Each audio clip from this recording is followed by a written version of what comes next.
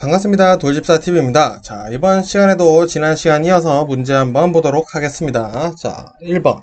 토크 컨버터의 구성품 중 스테이터의 기능에 대한 설명이 맞는 것은? 자, 일단 문제로 알 수 있는 거는 이 스테이터라는 거는 토크 컨버터의 하나의 구성품이라는 거죠. 자, 한번 보겠습니다. 자, 1번. 펌프를 회전시킨다. 자, 요거는 스테이터의 기능이 아니고요. 자, 2번 보겠습니다. 오일의 흐름 방향을 바꿔 터빈 러너의 회전력을 증대시킨다. 자, 요게 스테이터의 기능이라고 보시면 되겠습니다. 정답 2번이고요. 자, 그렇다는 것은 우리 토크 컨버터에 먼저 스테이터라는 게 있다라는 거 알게 됐고요. 자, 여기 보니까 터빈 러너라는 게 있네요. 자, 터빈 러너 이렇게 구성이 되어 있구나. 자, 근데 이 스테이너가 오일의 흐름 방향을 바꿔서 터빈 러너의 회전력을 증대시켜 주는구나 라고 이해를 하시면 되겠죠. 자, 그래서 3번 보시면은 자, 오일을 매체로 하여 클러치 역할을 해준다. 요게 토크 컨버터에 대한 내용입니다. 즉 토크 컨버터라는 것은 클러치 역할을 해주는 것인데 어떻게? 스테이터의 기능으로 인해. 스테이터는 뭔데? 오일의 흐름 방향을 바꿔서 터빈런의 회전력을 증대시켜주는 거다 라고 이해를 하시면 되겠죠. 자, 이렇게 해서 기출문제 공부하는 방법 이런 식으로 하는 거예요. 자, 다음 문제. 다음 중 건설기계 등록 말소 사유가 아닌 것은? 자, 우리 말소 사유 시험 문제 은근 자주 나옵니다. 자, 말소 사유 시험에 나오는 것들만 정리해 드릴게요. 먼저 촬영이 초과된 경우. 자, 촬영이 초과됐어요. 자, 그러면은 폐기를 해야겠죠. 자, 그리고 연구나 수출 목적인 경우 말소를 해야 됩니다. 자, 그리고 교육 목적으로 사용하는 경우 말소를 해야 돼요. 자, 요 정도 일단 외워두시면 시험 문제 풀 수 있고요. 그다음 정답 찾아보니까 3번이죠. 건설기계를 장기간 운행하지 않게 된 경우는 말소하는 것과는 전혀 상관이 없죠. 우리가 좀 오래 안 쓴다고 해서 말소를 해야 되는 건 아니죠. 자, 다음 문제. 건설기계 면허가 취소, 효력 정지된 후에도 조정했을 때 벌금은 어떻게 되는 것인가? 자, 요거 은근 자주 나옵니다. 정답은 3번이에요. 1년 이하의 징역 또는 1,000만 원 이하의 벌금이 나온다 라고 알아두시면 되겠습니다. 자, 다음 문제. 디젤의 노크 발생 원인으로 옳지 않은 것은? 자, 노크가 무엇이냐? 자, 우리가 지게차 혹은 굴삭기 공부를 할 때 가장 중요한 것은 전부를 이해하는 것보다는 뉘앙스 자체를 이해를 하는 게 중요합니다. 그래서 이 노크 말씀드릴게요. 소음과 진동이 발생해요. 소음과 진동이 발생하면 안 좋은 거겠죠. 그래서 전반적인 효율이 떨어지는 것을 얘기를 합니다. 그래서 우리가 요걸 가지고 문제를 풀 수가 있어요. 자, 우리가 정답 먼저 보겠습니다. 정답은 4번인데요. 자, 우리 노크 발생이라고 하면은 안 좋은 거라고 말씀드렸죠. 기관의 온도가 높은 경우 안 좋을 것 같은데 기관은 어느 정도 온도가 높아야 돼요. 자, 근데 안 좋은 거는 과열입니다. 자, 이 과열과 온도가 높다와의 차이를 구분을 하셔야 돼요. 과열은 너무 뜨거운 거고요. 온도가 높은 거는 어느 정도 작동이 잘 된다라는 뜻으로 시험 문제 출제되고 있다라는 거를 알아두셔야 돼요. 그래서 여기서는 지금 노크가 안 좋은 뉘앙스를 가지고 있다라는 거, 그리고 두 번째, 온도가 높은 것과 과열의 차이는 있다라는 거, 요거를 잘 잡아서 이해를 해주시면 좋을 것 같습니다. 자, 다음 문제. 지게차의 마스트 기울기를 작동하는 것은? 자, 우리가 전 영상에서 공부를 했었죠? 3번 틸트레버죠. 요거는 고민하시면 안 됩니다.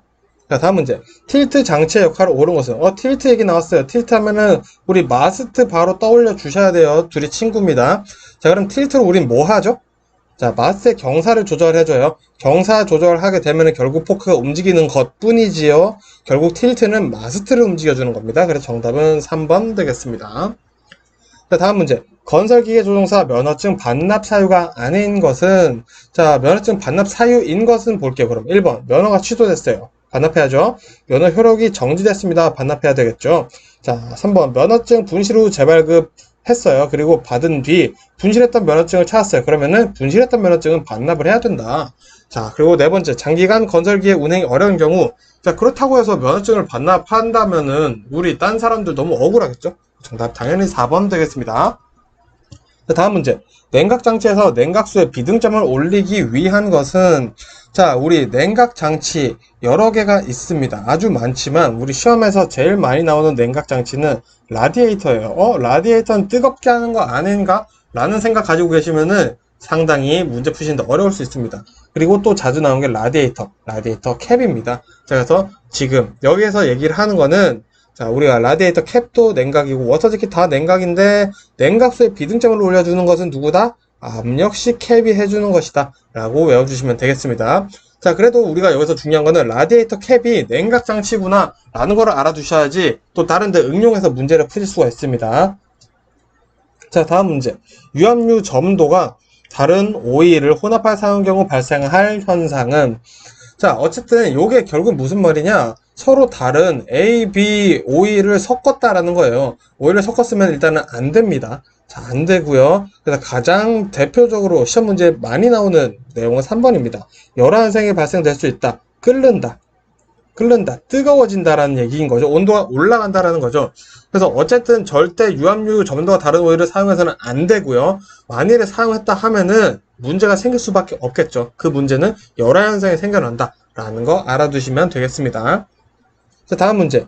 2개 이상의 분기회로인데, 자, 오타가 좀 있네요. 자, 분기회로를 갖는 회로에서 작동 순서를 회로의 압력을 통해 제어하는 밸브는, 자, 여기서 여러분, 제가 팁을 드리겠습니다. 2개 이상의 분기회로 고민하지 마시고 시퀀스 밸브 선택해 주시면 됩니다. 시퀀스 밸브가 정답으로 출제되는 문제인 경우에는 2개 이상의 분기회로라는 단어가 반드시 나옵니다. 그래서 이렇게 외워주시면 됩니다. 자, 다음 문제. 미끄러지기 쉽거나 떨어지기 쉬운 물건을 적재하기 좋은 것은, 자, 지금 보기 내용들 보니까 지게차의 형태에 대해서 얘기를 하고 있네요. 자, 지금 미끄러지기 쉽거나 떨어지기 쉬운 물건 적재하기 가장 좋은 것은 3번 로드 스테빌라이저에 대한 내용이고요. 하이 마스트나 트리플 마스트는 우리 마스터가 하이 마스트는 2단, 트리플 마스트는 3단으로 되어 있어요. 그래서 높은 곳에 있는 것을 작업할 때 아주 좋겠죠. 그리고 힌지드 버킷, 이 버킷은 우리 굴삭기에 달려있는 것을 얘기를 하죠. 그렇기 때문에 여기는 소금이나 이렇게 흘리기 쉬운 것들을 담아서 사용하기 아주 좋겠죠. 그래서 미끄러지기 쉽거나 떨어지기 쉬운 거는 로드 스테빌라이저, 높은 것은 하이나 트리플 마스트, 그리고 소금이나 흙 같은 거는 힌지드 버킷으로 작업을 하면 아주 좋다라고 알아두시면 되겠습니다. 자, 다음 문제. 기관의 과열 원인으로 옳지 않은 것은, 자, 과열이에요. 온도가 높은 게 아니라 과열입니다. 지나칠 정도로 뜨겁다라는 거죠. 자, 그러면 문제 볼게요. 제가 아까 말씀드렸죠. 라디에이터 캡은 뭐다? 냉각장치다.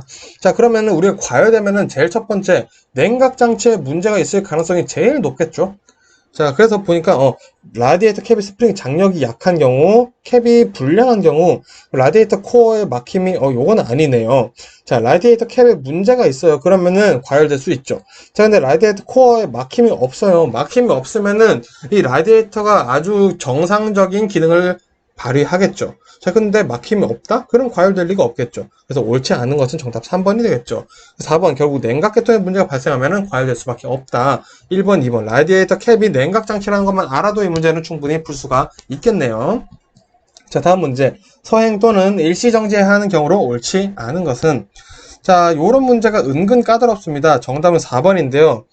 자, 교량 위 주행, 야, 여기 서행해야 되는 거 아닌가요? 근데 교량 위에서 우리가 주행하는데 일시정지할 일은 없겠죠. 자, 그래서 정확히는 이 교량은 앞지르기가 금지되어 있어요.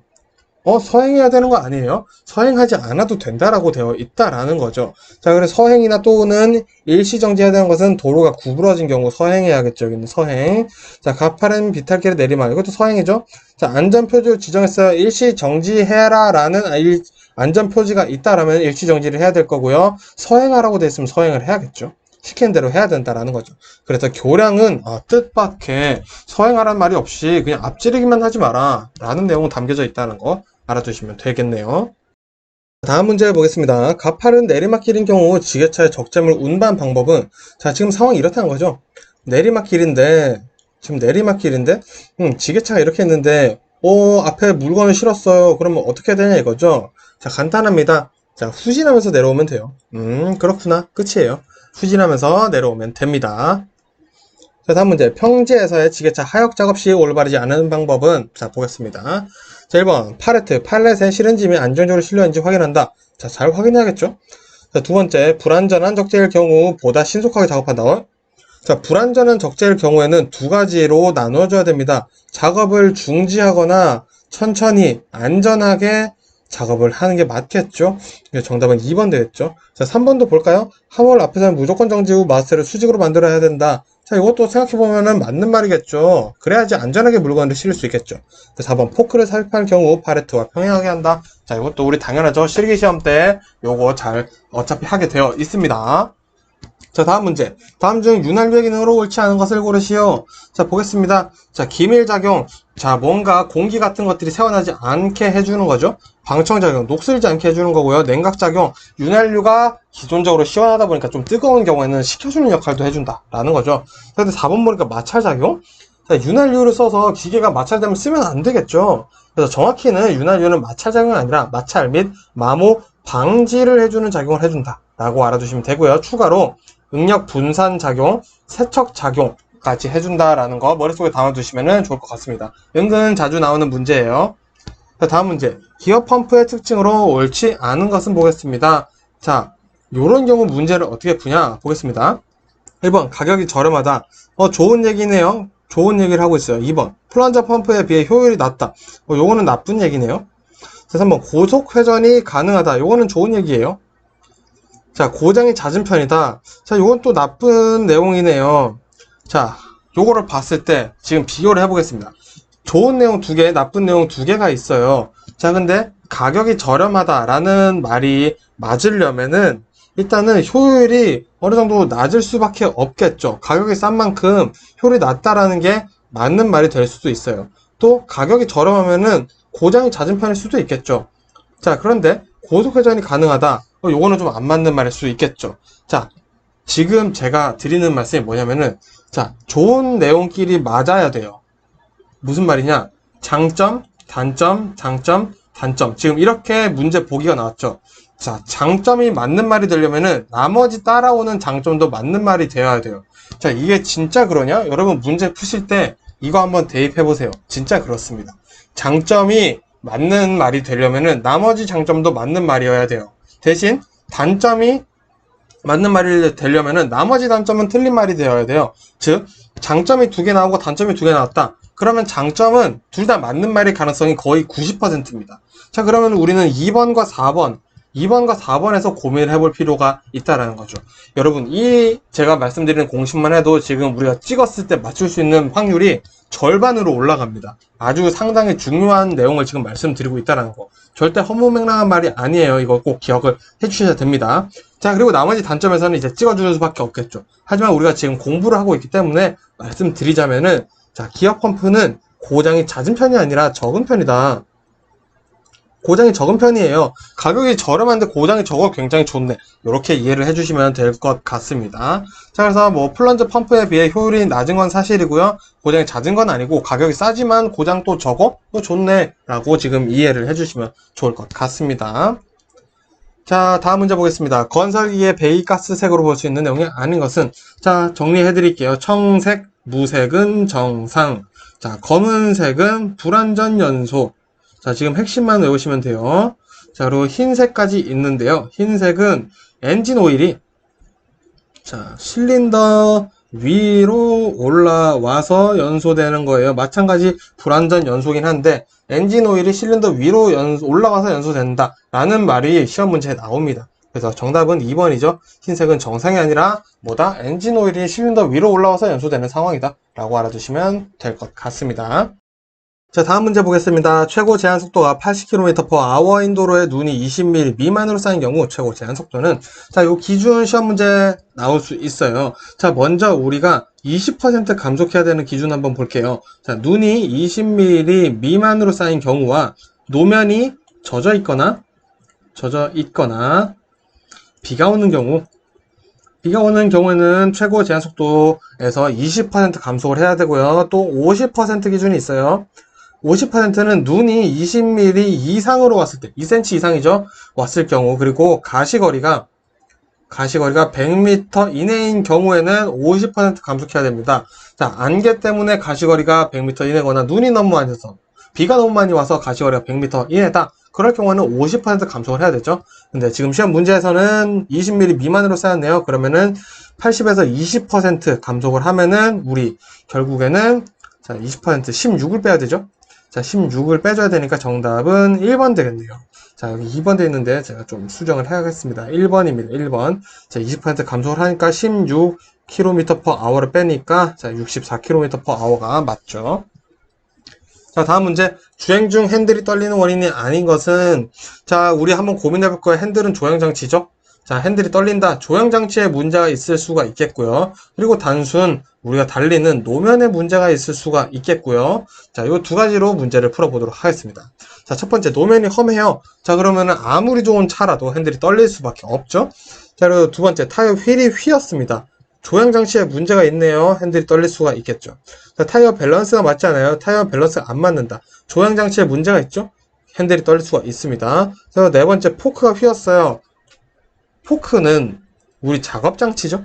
전혀 상관이 없습니다. 핸들이 떨리는 것과. 그 정답이 4번 되겠습니다. 이렇게 해서 우리가 문제를 보고, 문제가 왜 있을까? 이 문제, 핸들이 왜 떨릴까? 이렇게 고민을 해보시는 게 시험 문제 풀 때 은근 도움이 많이 됩니다. 왜? 시험 문제는 많이 꼬아져서 나오기 때문에 여러분들이 생각을 해서 문제를 푸시는 연습을 해보시는 게 상당히 중요하다라는 말씀 드리고 싶네요.